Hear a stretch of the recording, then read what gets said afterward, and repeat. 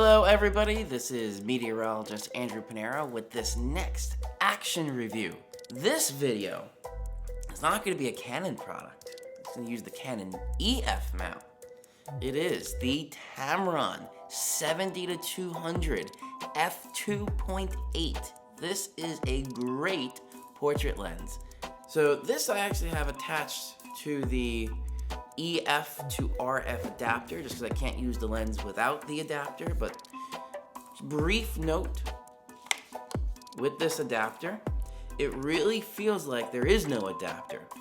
Because this is made by Canon camera, Canon adapter, Canon mount, everything just feels so smooth on this.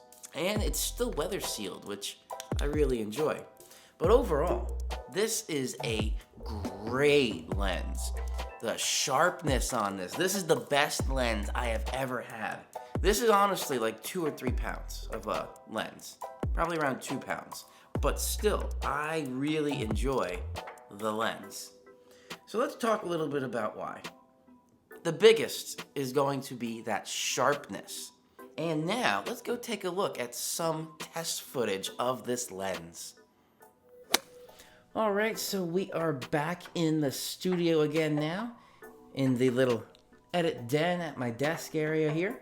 And this is where we are going to be going over some photo samples with the Tamron 70-200 EF. So this is the single best lens I have ever owned. It is a super sharp lens. I really enjoy this. So let's start by taking a look at some of my first photos with this lens.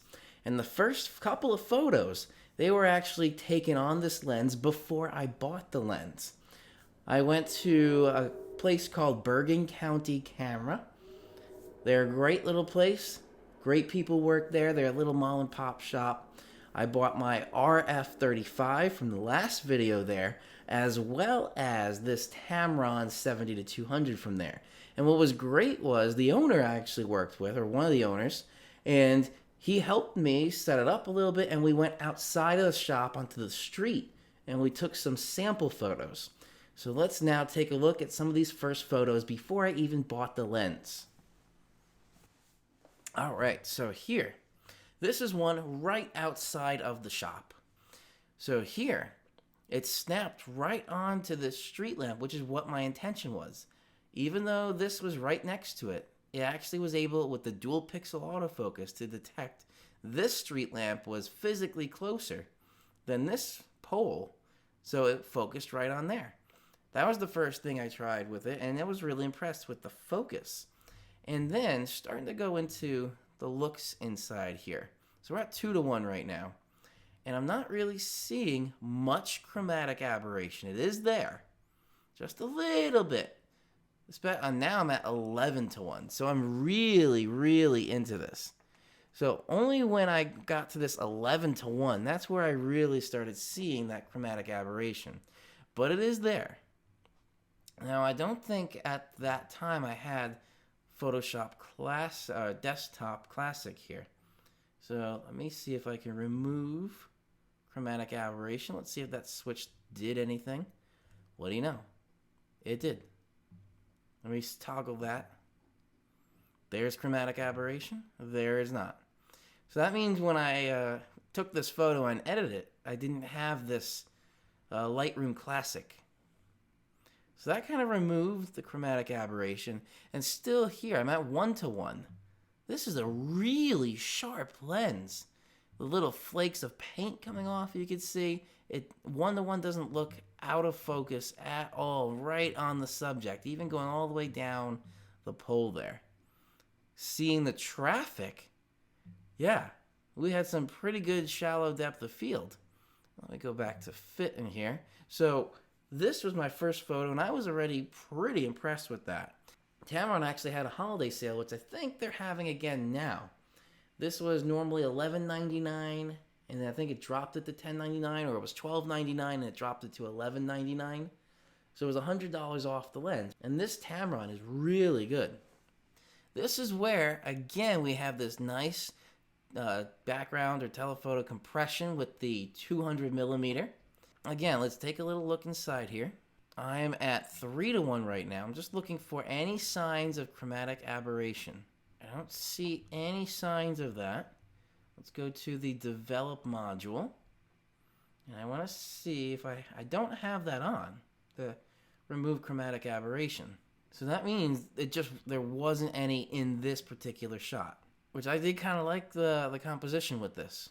So this is still, again, before I even bought the lens. This same lens they took out of the box and let me try on my EOS R. And now this is starting to go inside. I don't remember this guy's name, but this is a pretty well lit area. I think he's just working on his own laptop. I'm not sure if he's editing something or anything like that. But again, at 200 millimeters, this is getting a little bit of that compression in there. I think I left this at a higher shutter speed because there was a lot of people moving around, so I wanted to make sure that if I got bumped, I didn't get any shake. But that is another key thing I do want to mention with this lens. So let me see if I could show you this on the side here. So there's a whole bunch of switches that are right over here. And those switches control VC or vibration control. Then that's 3 different modes. Then there's, I think it's on and off. And then there's manual or autofocus right there. But those different modes, VC1, that really feels like when I'm holding this, so if I'm holding the lens like this and I have the camera up, it really feels like whatever I'm looking at, it's just locked on. The stabilization in this lens is incredible. It doesn't look like it's doing this little jerk up and down at all. Even if I'm walking around with this, and I don't really shoot video with this, I have, and it really doesn't look like it's doing this little jerk up and down.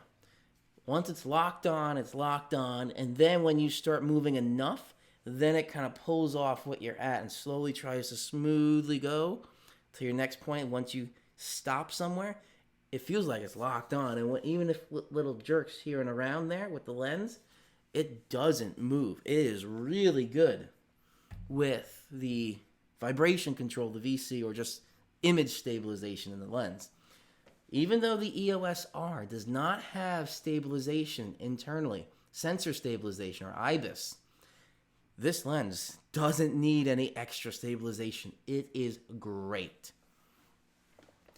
So now back to here. I also found this really good. I maybe left a little bit too little headroom at the top there. But in terms of it was actually pretty close to the lighting, that more orangey, yellowy light that was cast on top, on the back of him, basically hair light. And then there was a showcase of all these different cameras. I think that was the Leica section. But this was a really cool lens or photo. Let me see if I can zoom in. Is there any chromatic aberration? And now I'm at 4:1. There it is. 11:1 I had to go to again to see a little bit of that chromatic aberration. But if I go now back into develop, and then I tap this, remove chromatic aberration, it mostly removed it. There's a tiny little patch of green there and there. But again, I'm at 11:1. If I go back to fit, this is a really sharp photo. And again, this is just because it was doing face detection, not eye detection. I don't think it was focusing right on his eye. It looked like it was focusing more on his beard here. But still, it's a pretty sharp lens, and that telephoto compression or the background compression, really good. Look at this. I focused on this leaf right here, but it really didn't look like it was out of focus with the sky. It was nice and soft with the clouds. The colors in this, were absolutely amazing. Same thing here, a little bit of oranges, a little bit of pinks. It focused right on the tree in front of me, even though there was a lot of this high contrast. Ooh, let me see if I get in close here. Little bit of, again, chromatic aberration. So let's see if we can enable that little switch. And let's see if it does anything. There we go. It's gone.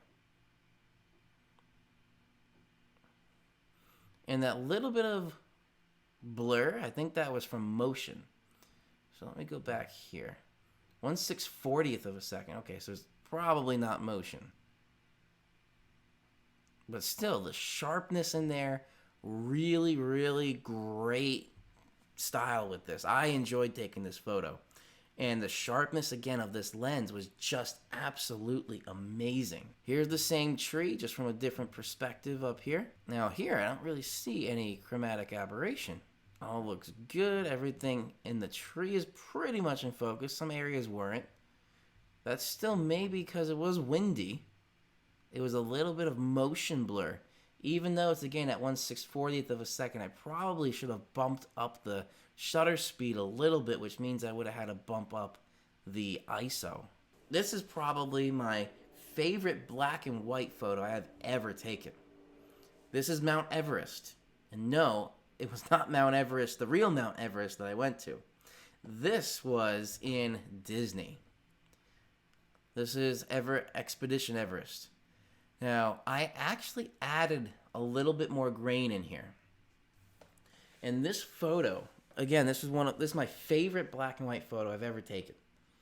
And I have a printout here. So let me see if I get that in focus for you there. So this is where printing out the photo is really helpful. Because that grain that you see on there, I really don't see in the photo here. There's a little bit of it, but it still makes it look like it was shot on film, which is kind of the intention that I wanted. And this, I really love this. The little bit of grain that I added, which you can see in the computer, not in the print, makes it look like an old-timey kind of film photo. I was able to line up the mountain peaks perfectly in there. I really enjoyed taking this photo, and this is one that I will remember forever, essentially. Now, continuing the idea with Disney, this is actually the first portrait I have taken after buying the lens. I took those portraits again before the lens, but after buying it. This subject, I don't remember the subject's name, but in the lowland gorilla area. So this is a lowland gorilla, not a silverback gorilla. These guys are more docile. This gorilla was people watching.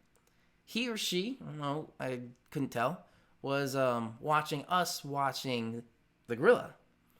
And this is starting to get where I think IAF popped in. No, it still didn't pop in. I don't think through December last year I had IAF yet. I don't have, let me zoom in all the way, 11:1. I really don't see much chromatic aberration. There's a little bit of it. So let's go into develop and let's see. Remove chromatic aberration. Didn't download. Let me just see. I never enabled the profile correction. Oh, I see. Again, just like another little bit, it brightened up the edges. I wanted that more vignette look. But still, pretty sharp looking photo there. And again, this, I was shooting through glass. This is not right at the gorilla. There's a glass window between me and the gorilla. And you can't tell at all. Now the next one, the next 3 photos, they were in a dance. This is in Mexico, in Epcot. I don't know if she's looking right at me or if she's looking in the crowd at my direction, but this I found really interesting that I was able to capture this.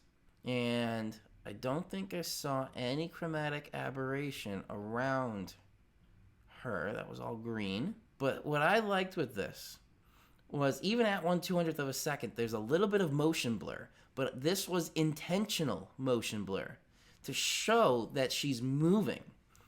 She's taking the edge of her dress and throwing it up and flowing with the dance. But the camera was able to focus right on there. Now, one other thing that's interesting about these lenses is the camera it's attached to. So normally you would think, oh, big camera, big lens, and you're snapping pictures away, and then the shutter, click, click, click, click, click, click, is annoying everybody. I was in the middle of a crowd, and it wasn't a loud crowd. So what I tried with that photo, was silent shooting. That's one really cool benefit with the mirrorless cameras. So silent shooting doesn't use the mechanical shutter. It's essentially like a phone, and it uses this digital readout of the screen. Using that, it is completely silent. And in the viewfinder, when you're snapping photos, it blinks a little like white box around the viewfinder to let you know you took the photo, because it is completely silent. So I did that to try and not disturb anybody around me. And then the last guy from this dance, the partner, he looked right at me in the middle of their dance. So she's still dancing, the band's still going, she's right back there. He saw me with the big lens, and he paused for just a brief second. This is where, as a photographer in anything like this, any kind of live performance, you have to react fast. And I did, and I was still in silent shooting with this. So he looked right in at me, and then with the lens, I'm able to just get right up. I had my settings just right up there. Within a couple of seconds, just compose the shot and snap the photo. And this, even though this was only like a split second or just a full second, just at most 1 second of an opportunity, I was still able to try a lighting technique called split lighting. This is where, on here, half of his face is lit, half of his face isn't. And I'm going to show you the before and after, which was quite a difference. So that is the raw photo. I was like, I don't know what to do with this, but I was still able to recover a lot of data with this. So it was really cool to be able to pull this out and still have a great photo. Now again, it didn't have eye focus. It had face detect autofocus. So it got the face and kind of right around this area of his neck, but not exactly his eye. This is my favorite photo of astrophotography I've taken. Look how smooth the blacks are here. The little colors of each different star. Just absolutely amazing with this. And that's where I really wanted to try and capture deep space. Now, I don't know what this is, if it's something with the lens that was right in the center, or if that's actually like a nebula cloud. But it was really interesting to take a look at that. All right, so thank you for joining. This one was a little bit longer, but I was really excited about this lens. This is a great lens. It's not the top of the line, but for my needs, it is amazing. And for right now, this is the end of the action review series with what I have at the moment. With the Canon EOS R, we started with the kit lens, the 24-105. Then we went to the RF35, which is what I'm filming on right now. And then we ended with this, now the Tamron 70-200, my favorite lens, the sharpest lens I have. If I get any more equipment, I'm definitely going to keep you guys updated. So hit that little subscribe button below and the little bell icon right next to that so you get notified whenever I upload a video like this or I go live. And again, if you're new to the channel, my main thing is actually weather. I am a professional meteorologist. I'm the chief meteorologist of this company. And I do a lot of weather forecast videos, and I kind of tie that in with game streaming, so games and storms. I usually do on Tuesdays, but sometimes my schedule doesn't always work, so I have that around there. So again, this is meteorologist Andrew Pinero. I hope you enjoyed, even though this was a longer video. Thank you for joining, and I will see you all in the next video.